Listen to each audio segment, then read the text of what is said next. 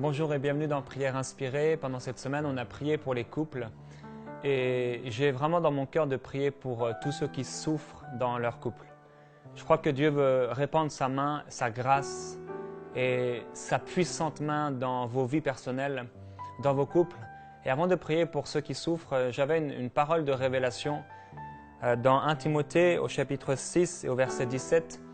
Il est écrit « Recommande aux riches du présent siècle de ne pas être orgueilleux et de ne pas mettre leur espérance dans des richesses incertaines, mais de la mettre en Dieu qui nous donne tout pour que nous puissions en jouir. » Et j'ai vraiment reçu cette révélation pour plusieurs personnes d'entre vous qui vivaient en couple et qui vous cachaient la réalité, qui vous cachaient que ça ne va pas bien.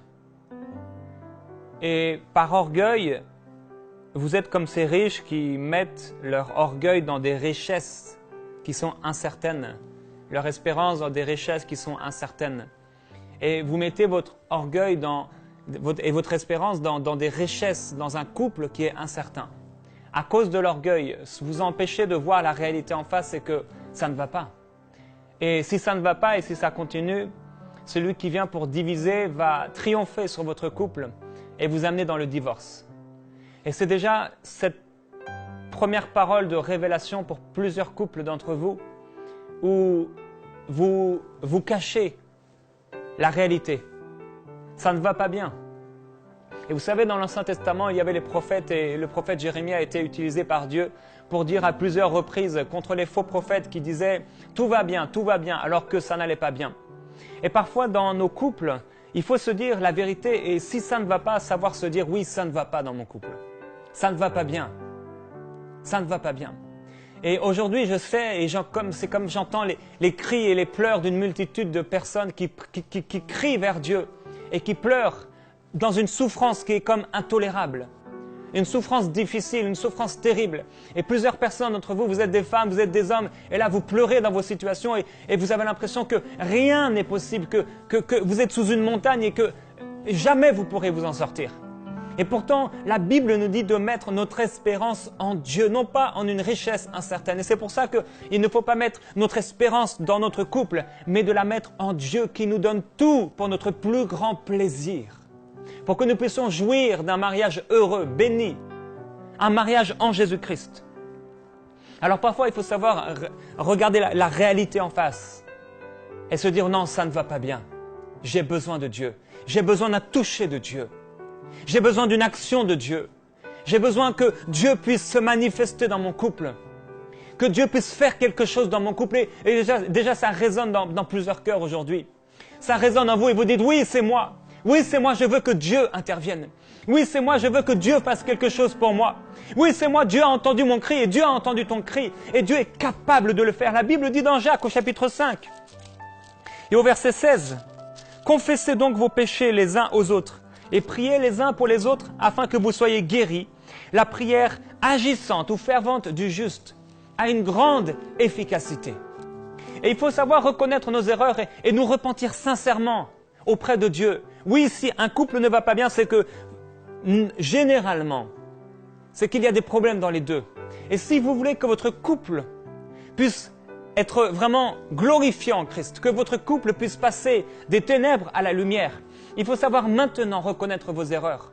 Maintenant reconnaître que vous avez péché. Vous n'avez pas à marcher dans le parfait, tout ce que Dieu avait pour vous. La pleine bénédiction de Dieu pour vous. Et la Bible déclare que la prière fervente du juste est efficace. Et aujourd'hui, dans cette émission spéciale, à la fin de cette semaine de prière, j'ai la certitude, j'ai l'assurance et la conviction que Dieu va faire quelque chose de glorieux pour tous ceux qui croient, pour tous ceux qui mettent leur confiance en Dieu. Tous ceux qui vont mettre leur espérance en Dieu ne seront pas confus, mais ils vont voir la gloire du Seigneur Jésus-Christ se lever dans leur vie d'une manière extraordinaire, surnaturelle, parce que nous servons un Dieu surnaturel. Il y a une histoire qui se passe dans 2 Rois au chapitre 4 et au verset 8, et c'est l'histoire de cette Sunamite qui était là, et elle a accueilli le prophète de Dieu, le prophète Élisée. Elle a fait dans un coin de sa maison, à l'étage, une chambre haute, pour que lorsque l'homme de Dieu allait venir, l'homme de Dieu puisse se reposer ici. Elle voulait craindre Dieu, elle voulait marcher avec Dieu. Elle avait une place qui était réservée pour Dieu dans sa maison. Et c'est peut-être votre cas, vous êtes là et vous avez une place qui est réservée. Vous voulez craindre Dieu, vous voulez marcher avec le Seigneur. Et cette femme, le prophète Élisée a voulu la bénir. Il a dit, mais comment je pourrais la bénir? Et son serviteur lui a dit, mais elle n'a pas d'enfant. Élisée a prié pour elle. Il lui a dit, tu auras un enfant. Et cette femme a eu un enfant. Et un jour, son fils était là, et on pourrait lire ensemble dans 2 Rois au chapitre 4.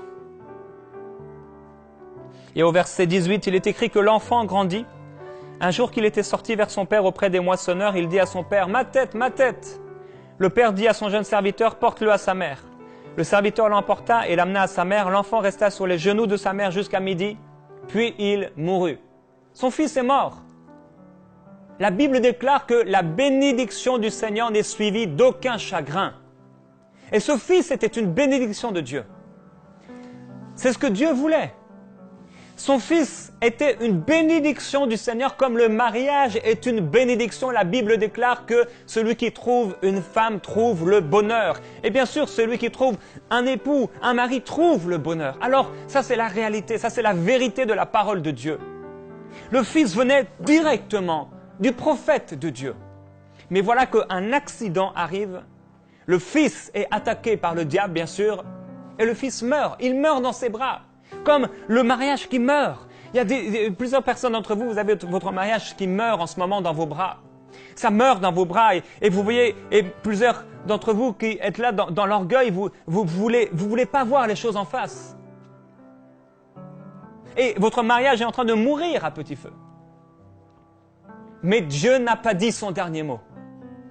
Et il est écrit, le serviteur l'emporta, l'amena à sa mère, donc c'est là que l'enfant mourut.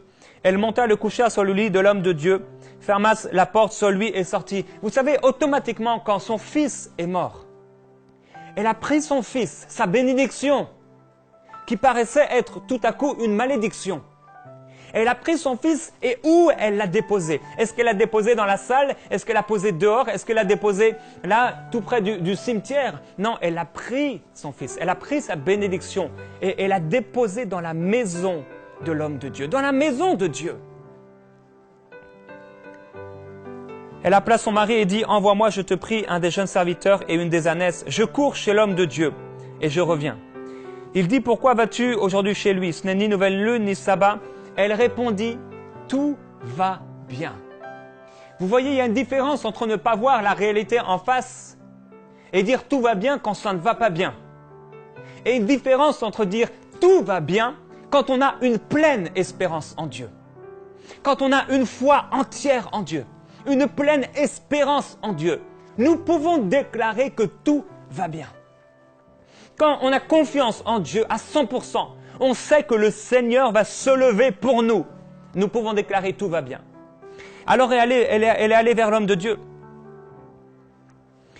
Puis elle fit sceller l'ânesse et dit à son jeune serviteur, « Conduis-la et marche, ne m'arrête pas en route sans que je te le dise. » Elle partit donc et se rendit vers l'homme de Dieu sur le mont Carmel. Quand l'homme de Dieu l'aperçut de loin, il dit à son jeune serviteur Géasi, « Voici cette Tsunamite. Maintenant cours à sa rencontre et demande-lui, est-ce que tu vas bien? Est-ce que ton mari va bien? Est-ce que l'enfant va bien? » Elle répondit, « Bien. » Dès qu'elle fut arrivée auprès de l'homme de Dieu sur la montagne, elle étreignit ses pieds. Elle embrassa ses pieds. Voyez, cette femme a dit à son mari, « Tout va bien. » Cette femme a dit à Géasi, « Tout va bien. » Mais lorsque cette femme s'est retrouvée devant l'homme de Dieu, elle a commencé à pleurer, à prendre ses pieds. Et que lui a-t-elle dit? Elle a dit, et il est écrit, mais l'homme de Dieu dit, laisse-la car son âme est dans l'amertume. Or l'Éternel ne me l'a caché et ne m'en a pas averti. Et là, elle a dit, ai-je demandé un fils à mon Seigneur? N'ai-je pas dit, ne me trompe pas? Et là, Géasi va aller avec le bâton d'Élisée. Et Géasi va mettre son bâton sur le front de cet enfant, dans la chambre haute. Et rien va ne se passer. Mais le prophète de Dieu va aller dans cette chambre. Et là, quand le prophète de Dieu va faire une certaine action, la Bible déclare que l'enfant va se réchauffer.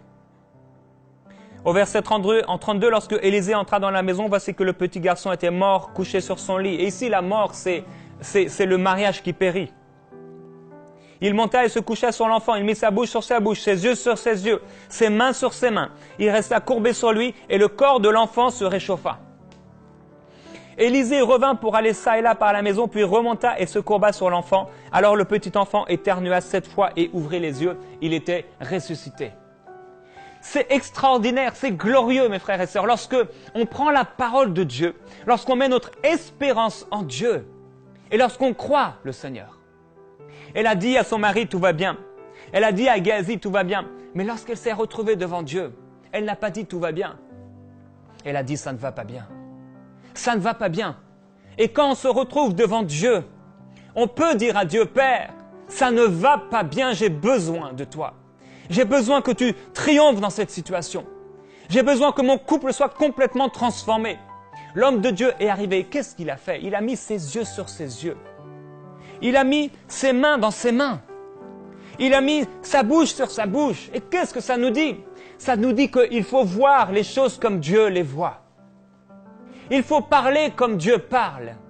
Il faut agir comme Dieu agit dans nos situations. Si nous voulons le miracle de Dieu, il faut voir comme Dieu voit. Il faut parler comme Dieu parle. Et il faut agir selon l'inspiration du Saint-Esprit, comme Dieu veut qu'on agisse. Et aujourd'hui, Dieu veut se glorifier. Aujourd'hui, Dieu veut faire des choses extraordinaires. Cette femme n'a pas abandonné. Et le prophète Élisée n'a pas abandonné. Mais il a continué. Alors qu'il a commencé à voir comme Dieu voit, qu'il a commencé à parler comme Dieu parle, qu'il a commencé à agir comme Dieu agit, le corps de l'enfant a commencé à réchauffer. Oh mes amis, la prière change les choses. La prière change les choses. C'est l'arme la plus puissante qui existe sur la terre. La puissance de la prière. Quand femme, tu vas commencer à prier d'une façon nouvelle. Quand homme, tu vas commencer à prier d'une façon nouvelle pour ton mariage, avec toutes tes tripes. Et tu dis peut-être, oui, mais je l'ai fait. Et tu dois le faire dans la foi, dans l'espérance en Dieu, non pas en un homme, non pas en un changement humain, mais en Dieu qui nous donne toutes choses avec abondance. Dieu, toutes choses pour notre plus grand plaisir. Dieu t'a donné ce mariage. Dieu t'a donné cette bénédiction. Dieu t'a donné ici, il lui a donné un enfant. C'était la bénédiction de Dieu. Ça venait de Dieu, mais l'enfant meurt. Qu'est-ce qu'il faut faire? Qu'est-ce qu'il faut faire? Alors elle a parlé et elle a dit aux uns et aux autres, ça va bien, ça va bien, ça va bien. Mais quand elle se retrouvait là devant Dieu, devant l'homme de Dieu, elle a dit, ça ne va pas bien. Et qu'a fait l'homme de Dieu? Il a dit, tu vas prendre le bâton. Il a demandé au serviteur, tu vas prendre le bâton, mais le bâton n'a rien fait. L'homme ne peut pas agir dans votre situation. Ça ne viendra pas de l'homme, ça viendra de Dieu. Et Dieu veut le faire aujourd'hui. Dieu veut ressusciter votre mariage. Dieu veut se glorifier dans votre mariage. Dieu veut transformer votre mariage parce que lui seul peut le faire. Mais Dieu vous demande de regarder comme lui voit, de parler comme lui parle, d'agir comme lui agit.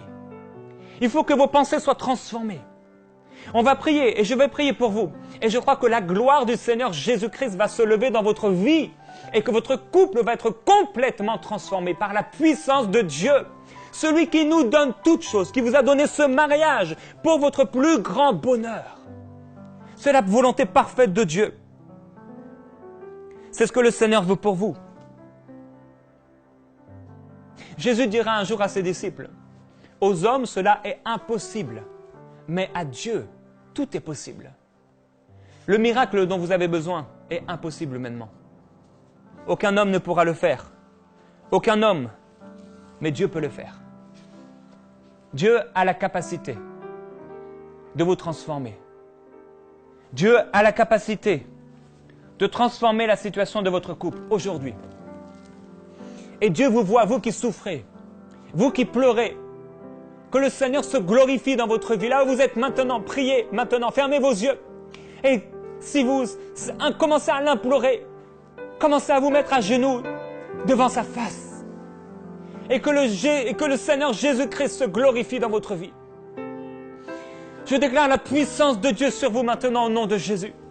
Je déclare la gloire de Jésus-Christ, les entrailles de Dieu sur vous, la puissance de Dieu sur vous, la gloire de Dieu sur vous, la puissance de Dieu sur vous, la puissance de Dieu sur vous.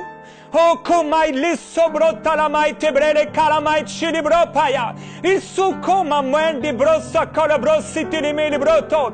Laisse-toi toucher par Dieu.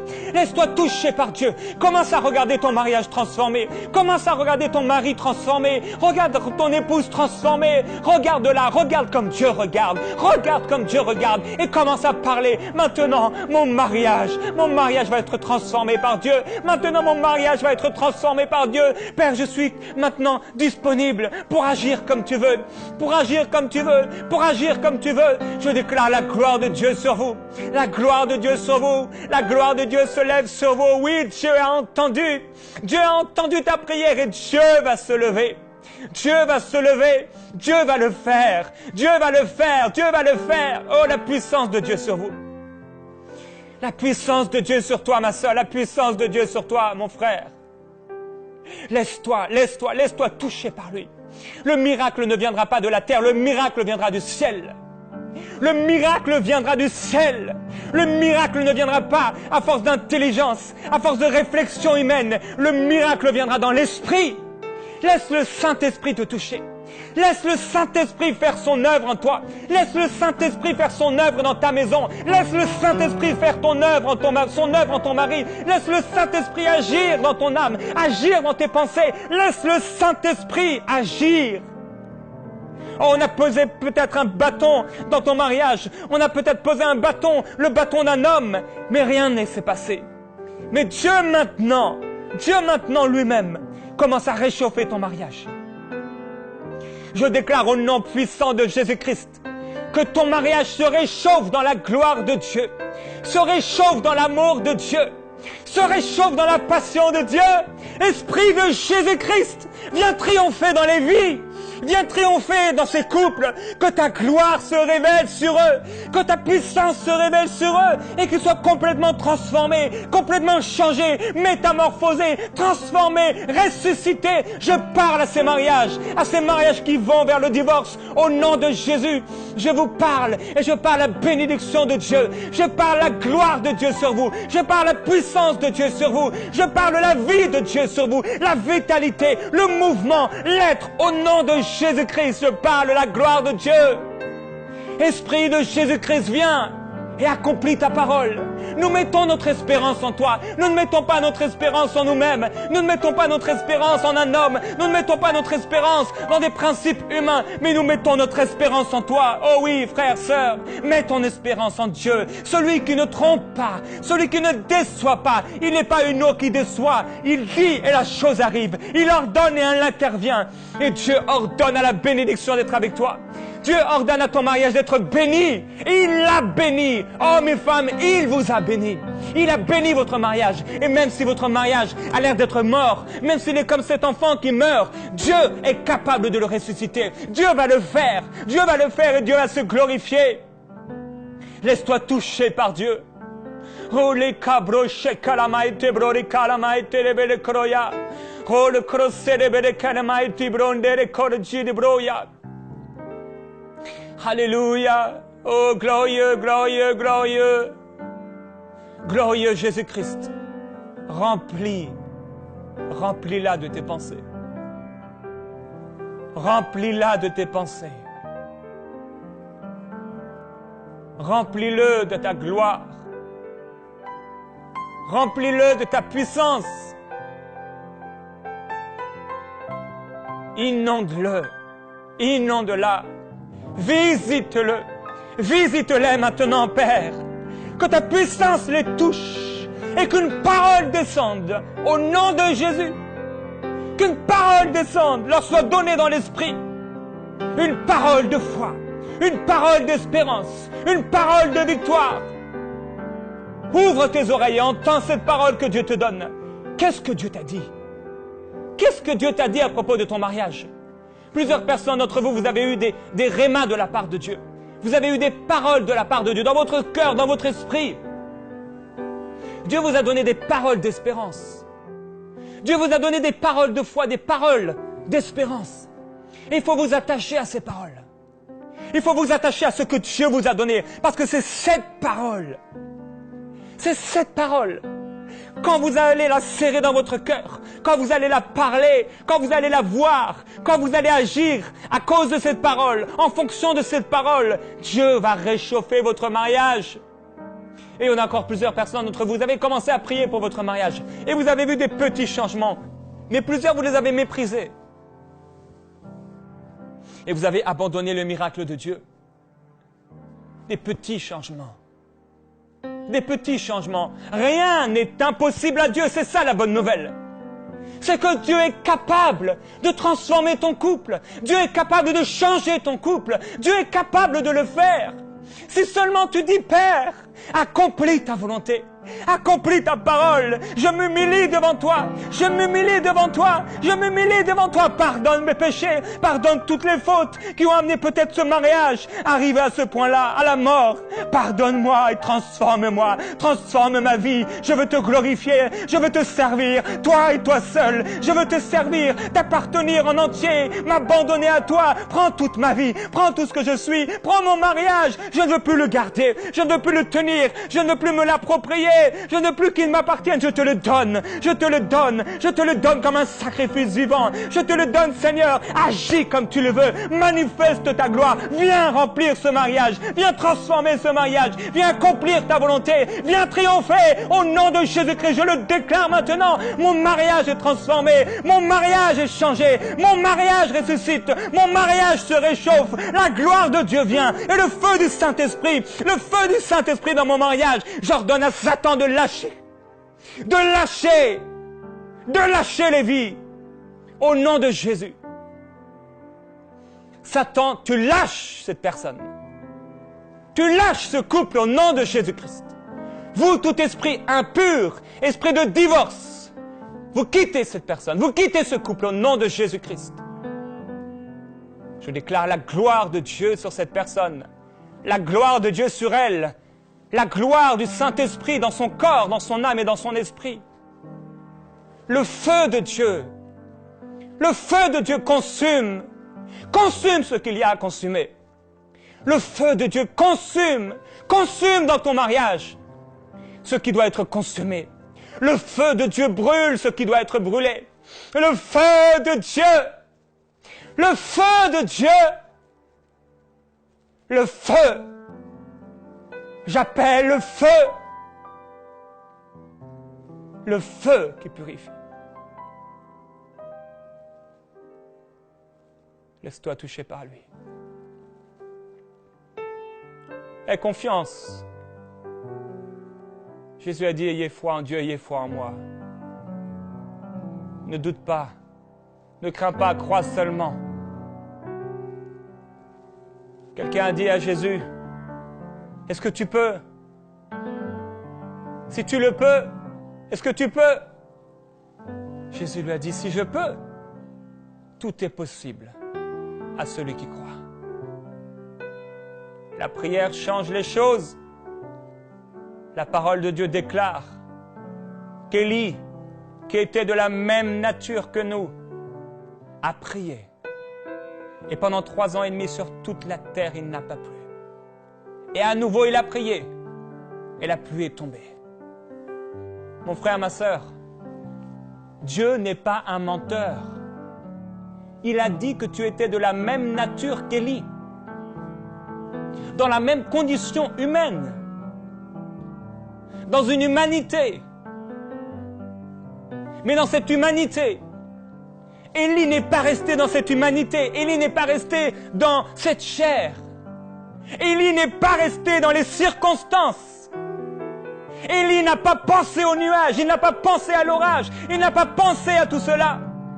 Élie a tourné ses regards vers Dieu dans la prière. Il pleuvait. Et comment un homme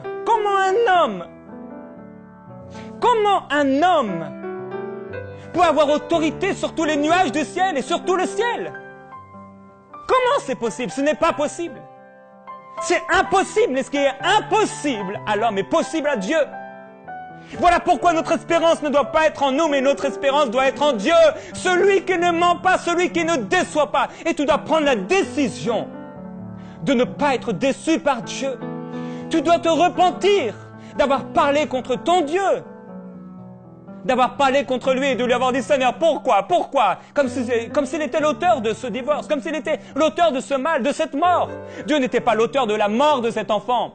Celui qui vient voler, tuer, égorger, détruire, c'est Satan. Mais celui qui donne la vie et la vie en abondance, c'est Jésus-Christ. Et je déclare la vie en abondance sur toi. Jésus-Christ, le prince de paix, le Fils de Dieu.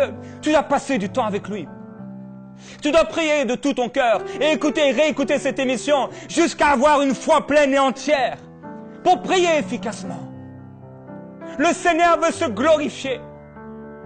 Élie a regardé à l'Esprit de Dieu. Élie a regardé comme David. David n'a pas regardé à ce Goliath. David n'a pas regardé à ce géant. Tout le peuple était là.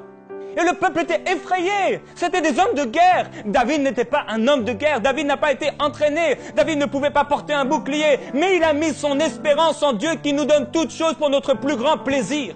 Il a dit non, ce ne sera pas moi. Tous les autres avaient leur confiance en eux-mêmes. Ils pouvaient prier, ils pouvaient faire tout ce qu'ils voulaient, mais leur espérance était en eux-mêmes. Mais David, lui, avait son espérance en Dieu. Il a dit, oh, l'Éternel des armées, celui que je sers. Celui que je sers. Alors qui tu sers? Si tu sers Dieu, si tu as confiance en Dieu, Dieu va se glorifier. Dieu va transformer ta vie. Dieu va transformer ton mariage. Dieu dit crois seulement. Ne doute pas, mais crois seulement. Crois seulement. Dieu va le faire. Et tu dois avoir une vision claire. Mettre tes yeux dans les yeux de Dieu. Mettre tes yeux dans les yeux de Dieu. Voir les choses comme Dieu voit. Et que Dieu t'ouvre les yeux maintenant pour voir sa gloire. Que Dieu t'ouvre les yeux. Parce que si Dieu veut le faire, si Dieu a voulu des mariages, c'est pour faire des choses glorieuses à travers eux. Oh, mon mariage est béni. Mon mariage est béni parce qu'il a été centré sur Christ. Et ton mariage peut être béni. Et en fait, il a été béni de Dieu. Dieu a béni l'homme et la femme. Il leur a dit, soyez féconds. Il a béni. Il t'a béni. Et tu dois parler comme Dieu parle. Tu dois parler la bénédiction. Tu dois parler la gloire de Dieu. Tu dois continuer et persévérer. Oui, parce que c'est par la foi et la persévérance que les anciens ont obtenu ce qui leur avait été promis. Dieu a promis, oui, il a dit, moi et ma maison, nous servirons l'Éternel. Oui, moi et ma maison, nous servirons l'Éternel. Et je le déclare, moi et ma maison, nous servirons l'Éternel. Je le déclare au nom de Jésus, que quelque chose se passe. Ton mariage commence à se réchauffer. La gloire de Dieu commence à régner sur toi. Et tu es complètement transformé. C'est Dieu qui le fait. C'est Dieu qui le fait. C'est Dieu qui le fait. Humilie-toi devant Dieu. Humilie-toi devant Dieu. Et Dieu va le faire. Oh, Dieu va se glorifier. Et Dieu va te montrer toutes les choses qu'il va faire à travers ton couple. Dieu a de grandes choses pour vous. Dieu a des choses glorieuses pour vous. Et c'est pour ça qu'il va les faire. Il va le faire pour se glorifier. Pour que son nom soit glorifié. Dieu va le faire. Dieu va le faire pour toi qui es en Afrique. Dieu va le faire pour toi qui es en Europe. Dieu va le faire quel que soit ton pays, quel que soit l'endroit, la maison où tu te trouves. Tu peux être en Égypte ou tu peux être sur la montagne de Dieu, quel que soit l'endroit. Sois dans l'endroit de la gloire de Dieu, dans la foi et l'espérance. Mets ton espérance en Dieu. Assurément, Dieu va le faire. Et je déclare la gloire du Seigneur Jésus-Christ sur vous. Elle ne vous quitte pas. Elle est sur vous et Dieu réchauffe votre mariage. Ce n'est pas l'histoire d'un homme. Ce n'est pas l'histoire de bien parler, de bien ceci, de bien cela, de faire ceci comme ceci, de faire... C'est Dieu qui va le faire. Et quand Dieu va le faire, Dieu va vous parler. Dieu va vous diriger. Et laissez-vous diriger par lui. Soyez remplis du Saint-Esprit. Soyez ivres de lui. Soyez remplis de la gloire du Seigneur Jésus-Christ. Soyez remplis de la présence de Dieu. Remplis de la présence de Dieu. Au nom de Jésus. Vous êtes bénis. Vous êtes bénis dans le nom de Jésus. Envoyez-nous vos sujets de prière à prière@enseigne-moi.com.